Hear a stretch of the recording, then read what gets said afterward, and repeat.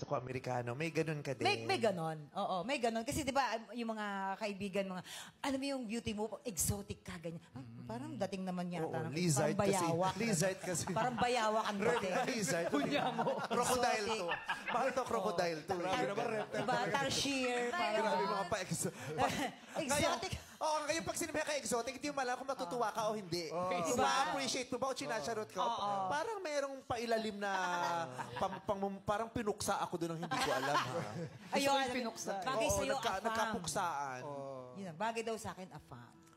Afam. Kaya ngayon, Kasi nga din naman, di mo masisisi kung magkakaroon ka ng ganung paniniwala. Kasi sa Pilipinas, di ba yung mga Pilipino, ang umuhokray din sa, di ba, sa kutis ng kapwa Pilipino, sa itsura ng kapwa Pilipino. Mas, yung kasama sa colonial mentality kasi yun eh, di ba? Oo, na itinuro sa atin nila Doña Victorina na kailangan, di ba, mataas ang tingin natin sa mga banyaga. Di ba? Do you believe about exotic beauty? Most of the Filipinos, that's what they said. If you have an exotic beauty, you're supposed to be destined with a foreigner. We call the foreigner in Philippines afam. And you know what's the meaning of afam? I will tell you.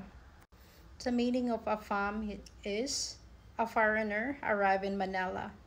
And if you're from the Philippines, if you are morena, and you have that kind of beauty, they will call you your exotic.